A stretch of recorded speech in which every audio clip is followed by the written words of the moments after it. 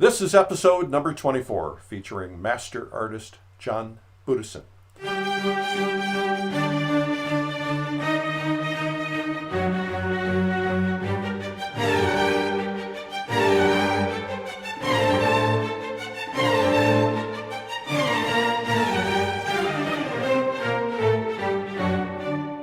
Welcome to the PleinAir Podcast from PleinAir Magazine. I'm your host, Eric Rhoads, publisher and founder of PleinAir Magazine.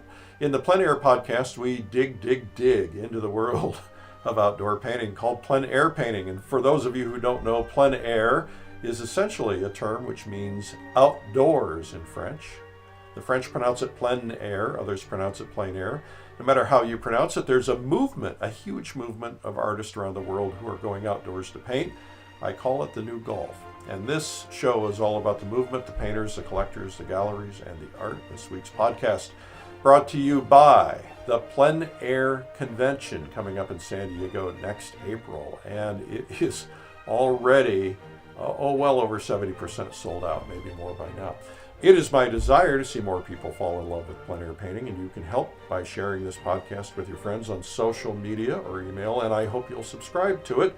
Hit the subscribe button on your player so it comes to you every week. And of course, we'd love for you to go to iTunes and leave a comment about it.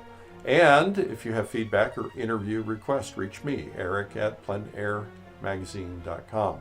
Today's interview is also brought to you by Fall Color Week, a painting retreat coming up this October. Let's get right into our interview with John Budicin. Hey, John, welcome to the podcast. Well, thank you. Thank you, Eric. So I have to ask you, your name is, we all know it as Budicin, right? But it's spelled Budicin. What's the origin of that? Well, the origin is Italy. I was born in a town called Rovigno, which is on the Istrian coast, close to Trieste. It's about, let's say, 60 miles south of Trieste.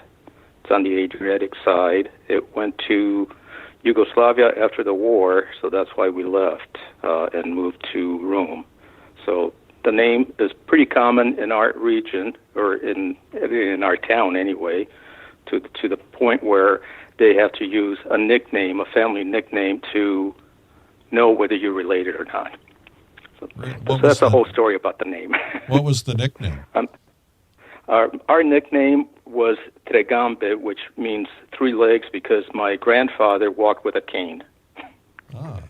So that's you would distinguish, by that. And some were like Sciopetto, which means a rifle, which guy was a hunter. So it's various things that they use to distinguish one family from another with the same last name. Interesting. So you left Italy at what age? I was about 11 when we left from our town. We left there in 49. We settled just outside of Rome and then into Rome. We had to leave, everything behind, or my parents did. So we left as refugees just because it just went communist. So what was that like for you as an 11-year-old boy? What do you remember about it? Italy, or coming over here? Well, being a refugee and having to leave. Well, I was 5 years old, I think, when we left our town. So, and I still had fond memories of our town itself. It's a beautiful little town right on the water. Right now, it's a big tourist destination, which became very expensive. But anyway, the town I really loved, and we've been back several times and still enjoy it. We lived in Rome for about 3 years before we left, so I was exposed to a lot of the architecture. Of course, all that as a kid you take for granted. But, I remember in those days you could walk up to the Pietà statue and touch it. Everybody did, and now it's, I guess, under glass. But it was a safe time. We walked and played all over Rome. Never thought anything of it. So how did you go from there to getting into the United States? Well, my uncle lived here in Riverside. He had been here during the war in Chicago. He had a bakery in Chicago, and my dad was here in the 30s. So I guess it was just, a matter of reuniting the family to a degree. So did you end up going to high school in America? Yes, I did. I went to Ramona High School in Riverside and graduated there, and then went to City College for a little while, and got married young. Did you have to learn to speak English, or did you already know? Oh, no, I didn't know one word of English. So you got dropped into the school system with no English. It must have been fascinating. Absolutely. Yeah, absolutely. It was sink or swim. Yeah. So you got married young, and how are you supporting yourself? I worked as a cabinet maker at that time. I had a chance to go to the art center, and that went by the wayside since we got married. And from there, I took a course with the famous artist school after our marriage. And that's the one with the matchbooks. If you can draw this figure. Well, not really. Famous artist was you had Bob Peak, Bernie Fuchs. They were some of the instructors at that time. So it was really a school put together by some of the very top illustrator and artist of that time. And it was a complete mail order. And they were quite thorough. Complete mail order. It was like a mail order school, basically. Yeah. Correct, exactly. Yeah, they give you assignments. We mailed back and forth.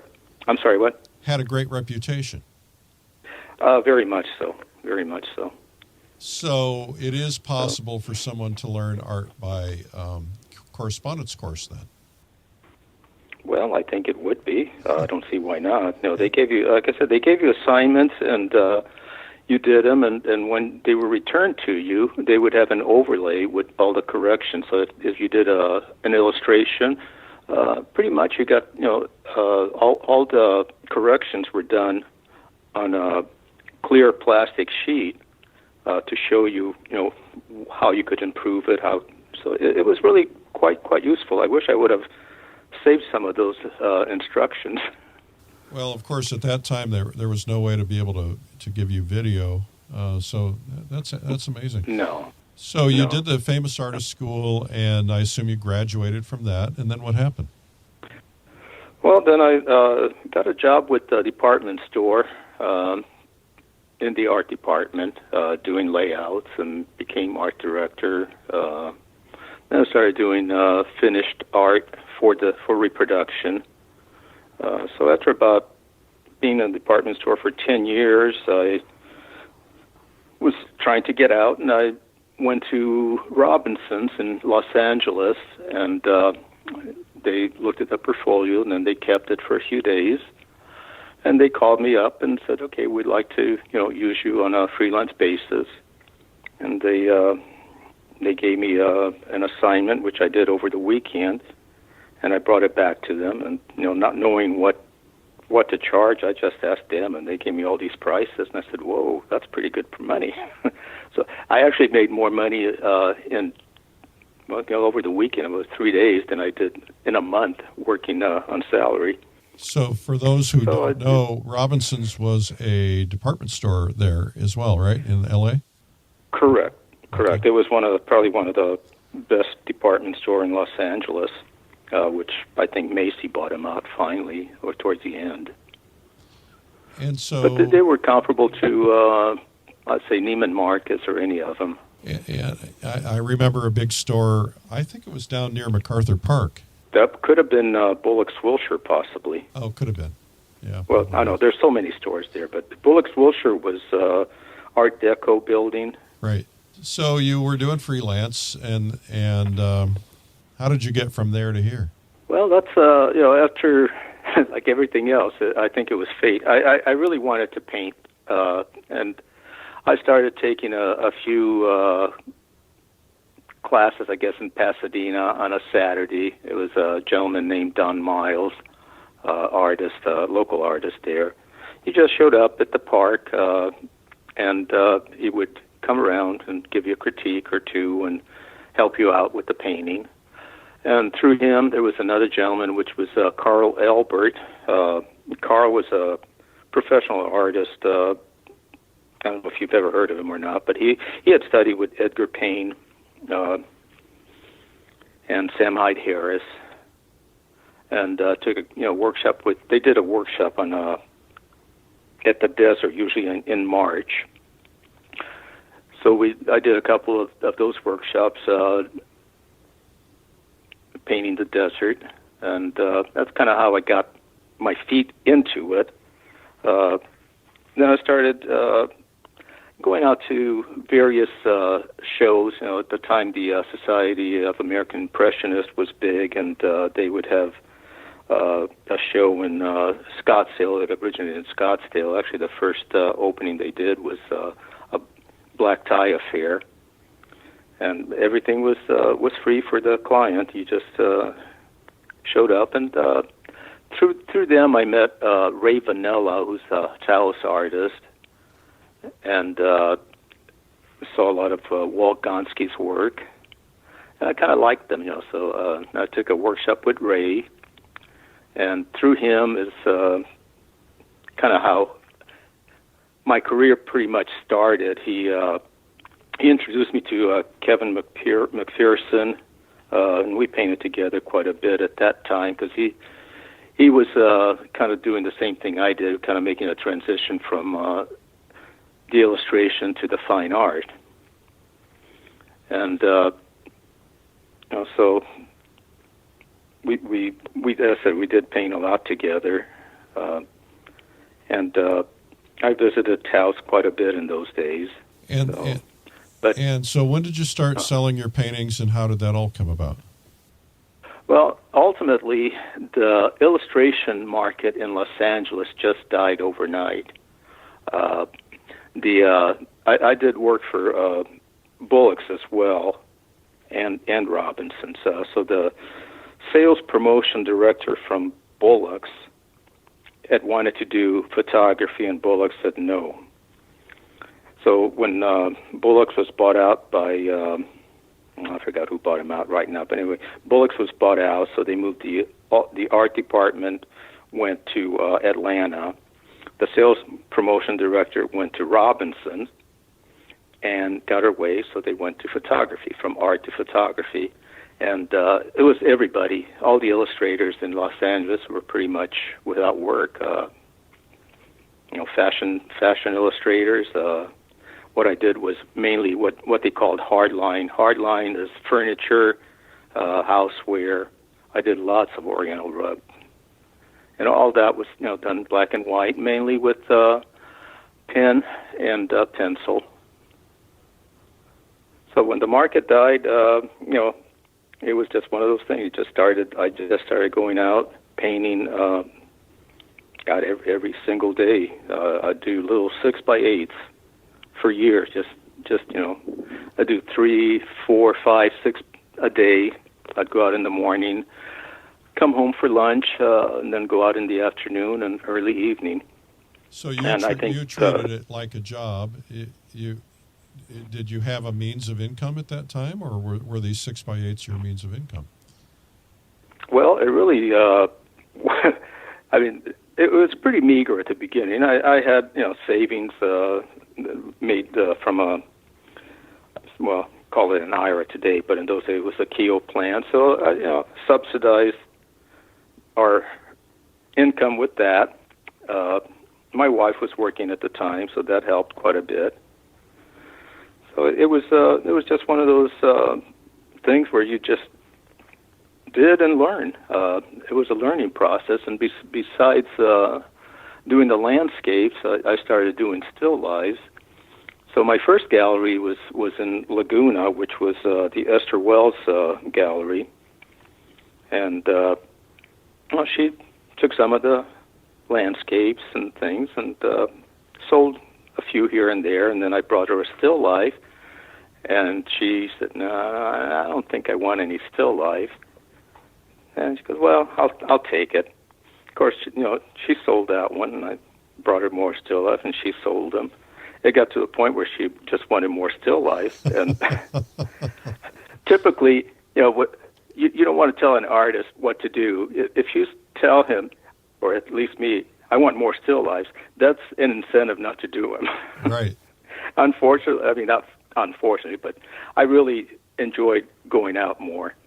And I just would sit in the studio doing a still life, and then I kept looking outside, see what the light was doing, and pretty soon, boy, I'd be out the door. So anyway, I kind of got away from the still lives and did more and more landscapes, and that's pretty much how it got going. I mean, just being in front of nature, I think that was the greatest teacher anyone could have. You just learn to see, learn to feel, and nature will tell you what to do if you listen to it. So I have a couple of questions about that, about nature. One of the problems that a lot of people have, or maybe it's not a problem, it's that some paintings, if you paint the colors you believe you're seeing, feel garish, right? So you're standing in front of a sunlit, bright green meadow that probably, if you were matching what it really looked like to you, would be like, cad yellow light with a little bit of bluish greenish tint in it or something, and very, very bright, very hot. But I was looking over your paintings on the website before this, and you just do such a beautiful job of giving paintings the feel of, I don't want to say realistic, because that's not really what I'm trying to say, but they read well, and yet they don't look garish. As a matter of fact, a lot of them seem to be very tonal, very gray, but with spots of color here and there, or segments of color that really make them come alive. Can you talk to that a little bit? Because I know that's a problem all painters have, or most painters have, related to what they see versus what they paint, and the garishness of greens, and how to cut that all back. Well, it's true. I mean, really, if you look at nature, nature has a way of harmonizing things so well that it just works. You take a sunset, an example, and you see that last light, and you see all these colors that a lot of people painted, and they're very, very garish. But if you really study the sunset or any landscape, you'll find a lot of harmony in there, and the subtlety in the colors that I think it's just a matter of learning to see, listen, and most of all, I think, is feel the color.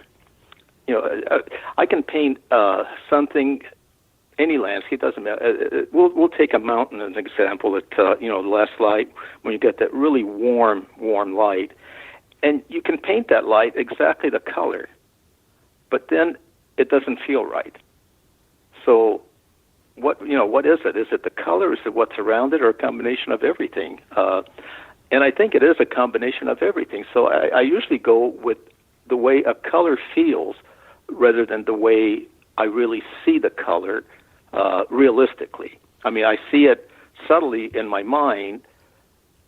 It's a little hard to explain, but when you could mix that color and hold it up to the object you're looking at, and it'll be the same color. But for some reason, it just doesn't really work. So you have to go, I think you just have to go with how you perceive that color and how you feel that color.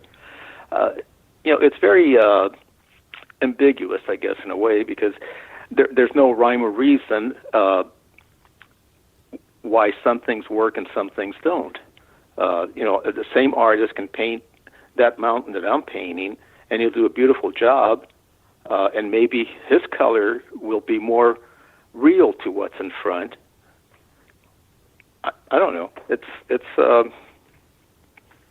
So is this something that's just a matter of experience, or when you're teaching, is there a particular method that you suggest that people employ to try to keep their greens from being so so garish? Well, I use phthalo, and that's probably a pretty garish color. But wow, that's just so strong. Very. But the first thing I tell the participant is, if you use phthalo, if you grab it, just grab a minute amount and test it. But also dilute it with a little bit of red so it doesn't get away from you. So I think the way I would teach, and I did teach, I don't teach much anymore, but was to show them the way I see things in nature, the atmosphere, and at least have them think about the blues that are there.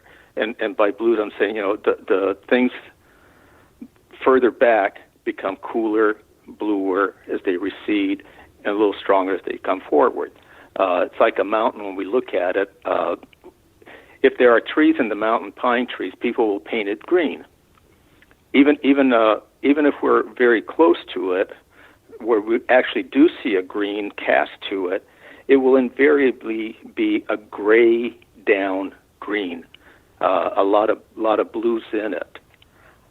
So that's really one of the hardest thing, I believe, to me, that I found for people learning or just starting out, is to see the blue in nature. So what we see, pretty much, the same with greens. I mean, greens are very, very hard to control, and you can have 50 shades of green. What I generally do is tell them to start with one mixture, get a mother color of the green. From that mixture, you can add a little bit of red and maybe white, depending how intense you want it. You can add some orange. You can add yellow. You can make all kinds of variation just from one little puddle, and not big variation, but just minute variation, and they will all look different on what you're painting. But we also have a variation, where you have a green that's closer to you. You can add a little blue, a little bit of white, recede it back, and so on. You can just take that same mother color and vary it, 50 different ways.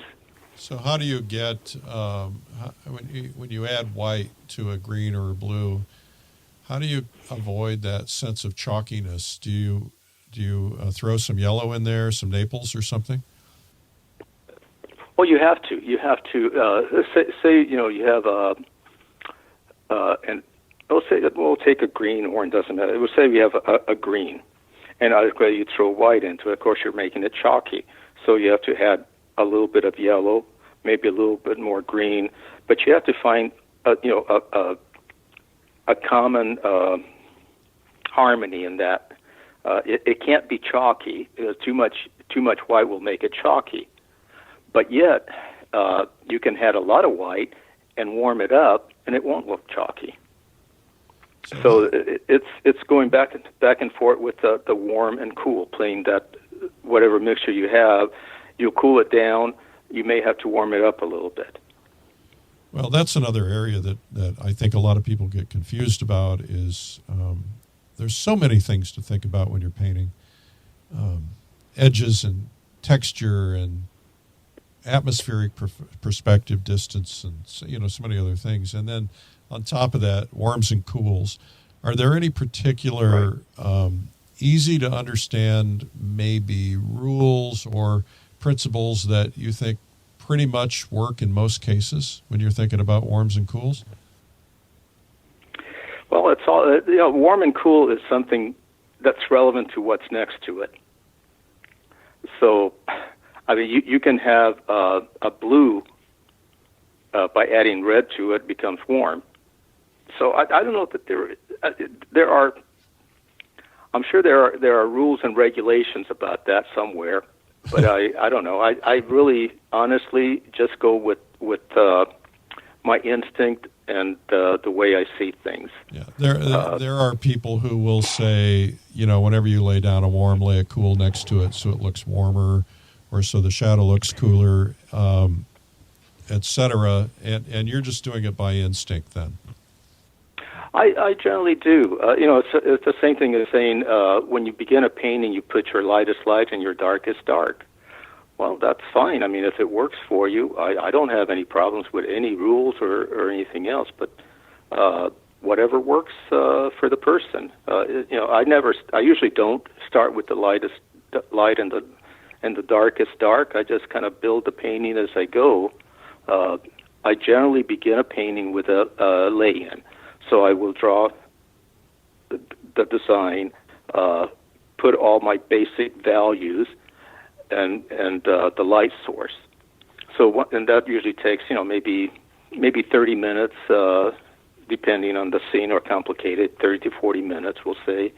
And from there, once I have everything established, there are no details. It's just establishing values and the light source. Then I stay true with that light source. Because once you paint over an hour, well, of course, it depends on the sun, but within an hour and a half, that sun has changed considerably. So if you start following that light source, you're going to wind up having, various light sources on your painting, which doesn't work too well. I had one person in a workshop.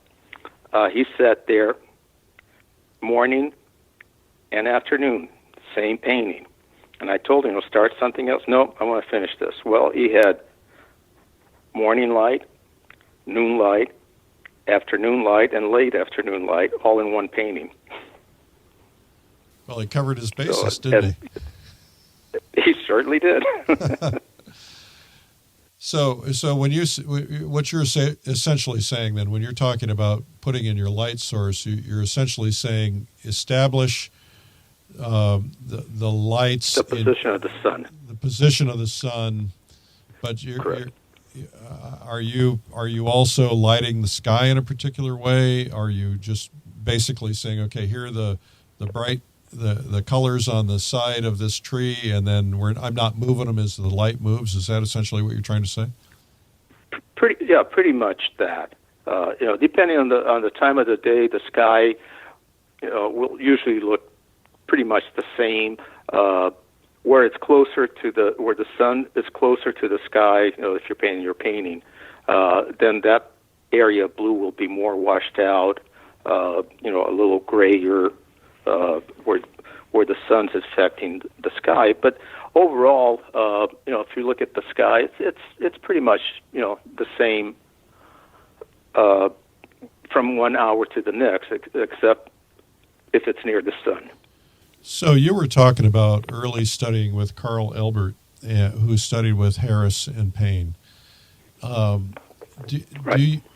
Do you recall anything that he might have said at that time that came from either of those guys, Edgar Payne or Sam Hyde Harris, that have been things that you've been able to carry forward? Not really, because with Carl, my biggest lesson with Carl was I didn't paint with him very much because he was, and he was probably in his 80s at that point. It didn't go out very much. But one day we went out and he's painting a smoke tree, and I'm looking all around for a smoke tree. And I said, where in the hell did he get that smoke tree? I don't see it. Well, finally I looked down in the ground. There's a little, maybe looked like a weed, but it was a baby smoke tree, maybe about a foot tall. And that was this big, beautiful smoke tree. So it was a fact, saying, look for things. And that was a big lesson, because when I do that very much now. When I look at the scene, I move things around. I can, take a photograph of what I'm painting, the scene I'm painting, and I get back home, and it doesn't look anything like what I'm painting, because I've moved things around. I've taken objects from the right side, moved them to the left. Number of things. The scene is there to compose with,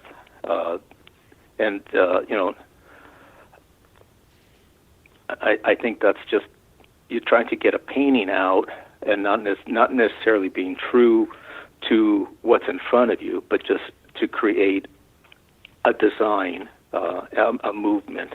And I look very much when I go outdoors for what I call eye movement. Anything that will take my eye into the painting, up and around, and not throw my eye back out of the painting. I just want it to keep going around in circles. So is there a process that helps you get that? Do you when you're originally sketching things out, do you kind of create an eye pattern, with your brush or something or is it something? I think about that. I do think about that. But also, if you look at the scene, you will find what I call, nature, a nature design or design in nature, whatever you want to call it. It's usually there. There's usually something that will get your eye around, even if you don't necessarily, you're not aware of it. One of the things that I've seen is, say in a mountain area, if you're painting a mountain in particular as a background, you can look at the shape of the mountain, but also you can see what the form that the light is casting and the crevices, and you'll see a movement in there. And you can utilize that movement to get back into the painting or around the painting and so on. To me, it's all eye movement, I guess. And it's there in nature. You just have to find it and be aware of it. I think the more you paint, the more in tune you become with what nature has to say. And like I said, to me, when I went out, at least for me, it was really just sitting down or standing there and just take in that scene. I would just stand there, look at the subject matter for a good 10 minutes at a time, and just absorb what's there. And that helped me to find the things that were more important. Sometimes you have two things in the landscape that you like, but they're going to fight each other. It's a conflict. It's like having two main characters on stage giving the same speech. It just doesn't work. So that draws me into a discussion about composition and focal point. If you're finding your main character, I am assuming that main character is becoming your focal point. Pretty much, yeah, pretty much. And sometimes in a landscape in particular, sometimes you really don't have a focal point as such. It just has the beauty of the landscape. It might be confusing, to understand, but normally you do have a focal point, but I don't always believe that I have a focal point in every painting. I think some paintings are just what they are. It's just a painting of the landscape, and there's a design there. There's an element of design. It keeps you moving around the painting. And do you have any particular composition technique that you use? Some people use a golden mean or dividing things into certain quadrants or unequal shapes or anything of that nature? No, I really don't. Most of my, I say training. I don't want to say training, but most of what I do is really more of a response rather than formal training, which I really didn't have any what you call formal training in painting. I've done illustration, that sort of thing, but that's really not dealing. The only thing that dealt with design was probably doing layouts, and I think doing black and white helped a lot, doing black and white drawings. Sure. But as far as painting is concerned, I really, to me, it's more a response, more of an instinct. Why do you paint? I don't have a choice. it's something within. I don't know. It's just something. I don't paint all the time. Believe me, I need a break from it. Like right now, I've been painting about 2 or 3 weeks. I'm doing work around the house. I just need a break, clear my mind, and then I'll get back to it. But when I do, I just go. I just don't stop. I keep going. And do you do mostly outdoor painting? Mainly, I've been doing a lot of studio things. Right now, it's like probably 110 out here, so I'm not going to be out much. Yeah. So the time I go out is I love the time when the days are short. The light's better. I just love that late afternoon light. So I'll go out during that time a lot more. The only trouble here is that everything's developed so much that all my sites are practically gone. Where do you live? San Bernardino. San Bernardino. California. So you're in the same area that you originally moved to then? Yes. Well, I said I've been here in the same house for 40 years. Oh. So, yeah, the whole area is getting developed, and you have to drive further and further away to get any landscapes, I would imagine. Oh, absolutely. I have to go more toward the desert, Indio, Palm Springs, say Beaumont and Banning. There isn't too much there, but just before Palm Springs, there are a couple of areas that are pretty nice. I stay away from the mountains only because I'm not really fond of curves, and people that live in the mountain drive like crazy. So. Oh, I thought you meant curves in your painting. You don't like driving on curves. No, curves, road curves.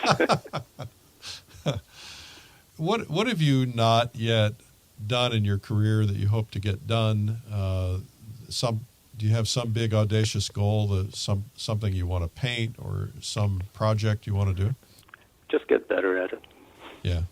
That's the goal. Well, it's a lifelong learning, isn't it? Yep, it is. It is. There was really a statement, and I really don't know who made that statement. I read that a long time ago. It was an artist. I'm thinking he was British, but he made a statement to the fact that said, when I was a young man, there wasn't anybody that painted better than I did. Says, now that I'm old, everybody paints better than I do. And I think it's true because you look at things differently. You find out that everything that you've done, you still have so much more to learn. So who do you study? Who do you learn from in terms of either looking at historic paintings or contemporary artists? Well, Levitan has always been one of my favorite painters. But there's so many of them. Sargent, Sorolla, Edward Sago, Trevor Chamberlain's another one that I admire. Good Lord, there's millions of them. Contemporary, you have, I hang around with Skip Whitcomb and George Strickland, and, I think we learn from one another in different ways. Everybody paints differently, and we admire what they do. There's so many. There's millions of people that are really good painters, and I think there are more painters today than ever, and really good ones coming in. Yeah, there really are some fantastic painters out there. In terms of the advice that you would give to someone beginning the journey, someone who is taking up painting, what are you going to tell them? I would tell them, if they're doing landscape, I would tell them to go out and as much as possible. I would tell them especially at the beginning, instead of going out with a big canvas, do a little 6x8, because the learning process is the same. You're learning to see, and it's much easier to cover a 6x8 than a 12/16 or 16/20 or so on. I think you learn more by doing those little studies than anything else. And as a matter of fact, I'm I'm going back to doing 6x8s now. When I go out, I've gone instead of getting bigger, I'm getting smaller because the painting are taking much more time to finish. I'm more demanding with the way I put things down and the way I want them to look. So I think the 6x8s are giving me a little bit of freedom in the sense of trying to finish something on location more than, cause say I go out, and do a 9x12 or 8x10. I mean, I usually work. I love the last hour of the day, so I can pretty much get a 6x8 done. 8x10 I can get pretty much, very well accomplished. But a 6x8 I can probably finish all the way on location. So, and all I'm after really is to there. I just love to get that light, that feeling of light that's there. And I love the calligraphy. Especially when we were there in Tucson, the calligraphy on some of those cliffs, just amazing. I think there's a beauty right there between the shadow and the light, and the little intricate, minute little lines in the cliff where they're catching the light, or even in the shadow where you have the light and dark in the shadow of that cliff. It's just. You can do it. I can do it faster in a little 6x8 than I can in a larger painting. Yeah. Then from that I can work in the studio and try and capture that feeling and what I remember of that mountain. So, how would you define a great painting? Boy, that's a good question. You can take a painting that is beautifully rendered. The design is there, and you look at it and you go, big deal. So what? You walk away, and then you can have a painting that has, maybe a little flaw in the drawing, but it has a lot of emotion, a lot of feeling to it. So to me, I guess a work of art has to not only have good design, good composition. Well, it'd be the same thing. Design, composition to me is the same. A good design, but mainly have feeling. To me, if a painting doesn't have a feeling, how do you get feeling? That has to come from within. I think that's something. It has to come from within. You have to have a love for it. For what you're doing, it's if you don't love what you're doing, you're just making. You're not making a painting. Maybe you are making a painting, but you're not creating a work of art. Right. What do you think is the best painting you ever did? I don't know. I don't know that I could answer that because I really don't know. I have a tendency not to like much of what I do, so. So, what other interests do you have beyond painting? You said you're taking some time off. You're doing a little work around the house. Do you have other interests? Yeah. I do my own frames. I do water gilding, so that's the other thing I like to do. So generally, when I work on a painting, a larger painting, I'll work on the frame at the same time. Go back and forth because I need a break from painting. I can't work on one painting 8 hours a day. I need a break from it.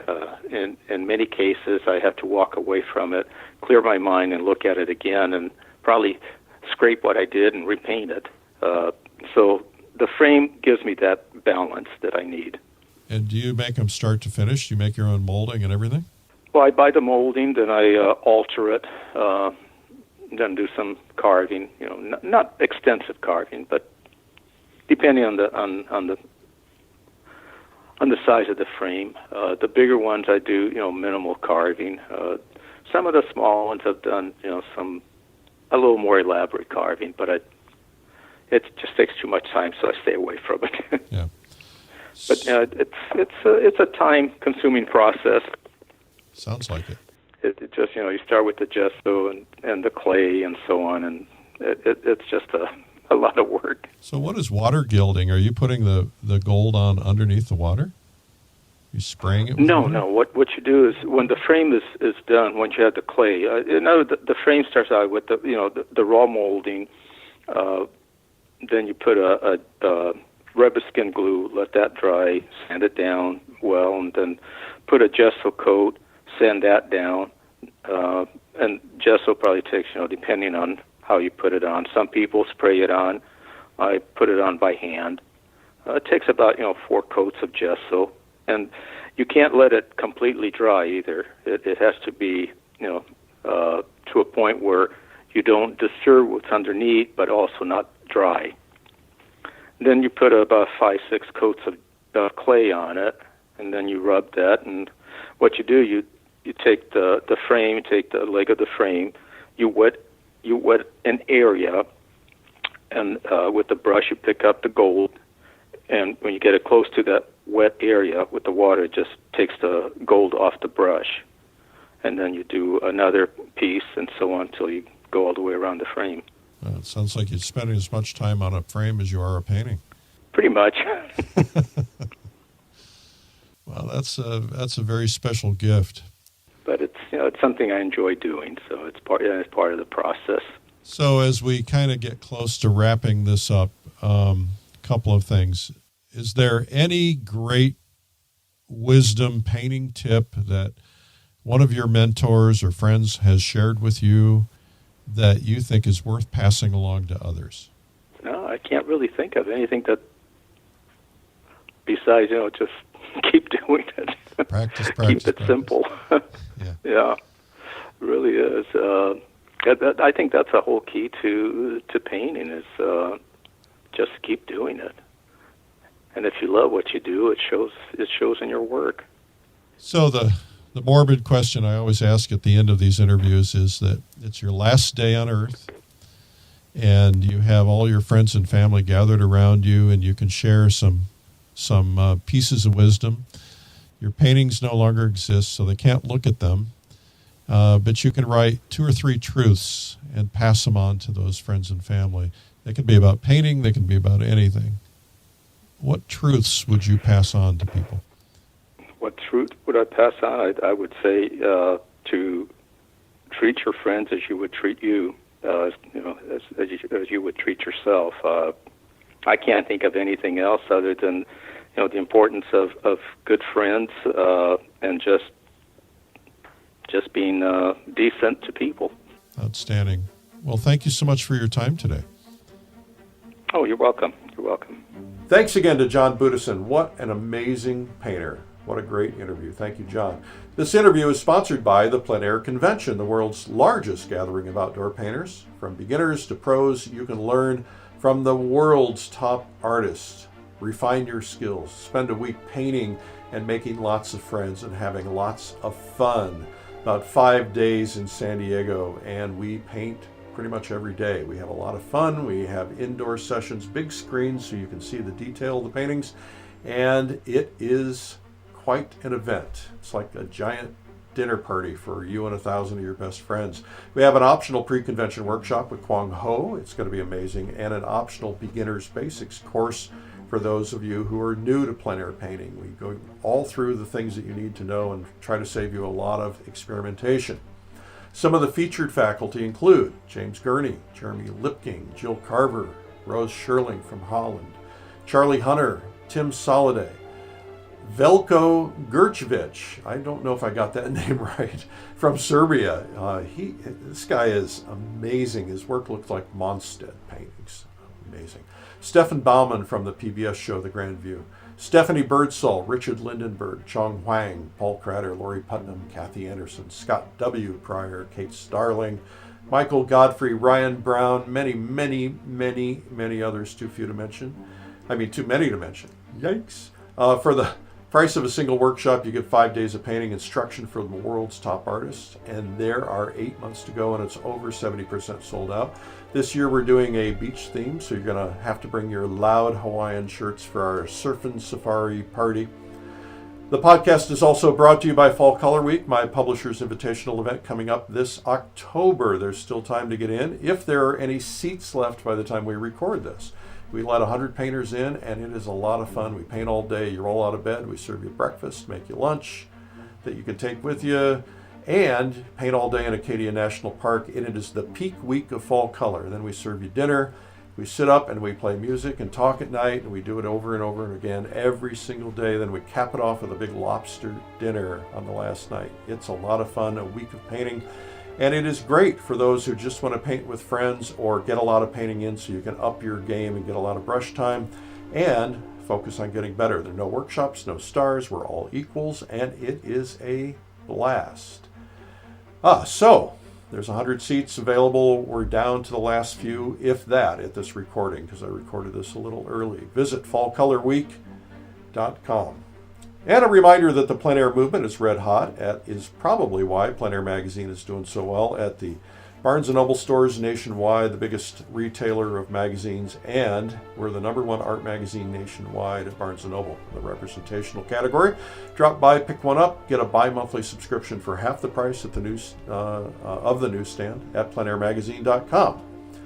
Well, this has been fun. Let's do it again sometime next week. We have the amazing film director and painter George Gallo. I had friends that were artists, and they were always complaining that they had to keep painting things that they thought would sell.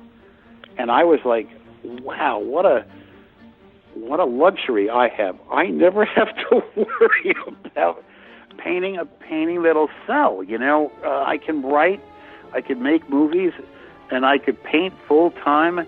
And if nobody buys them, I would prefer to sell them, but that's okay. I could just paint whatever I want and get better and better at it and like that. We'll see you then. I'm Eric Rhoads, publisher and founder of PleinAir Magazine. Remember, it's a big world out there. Go paint it. We'll see you. Bye-bye.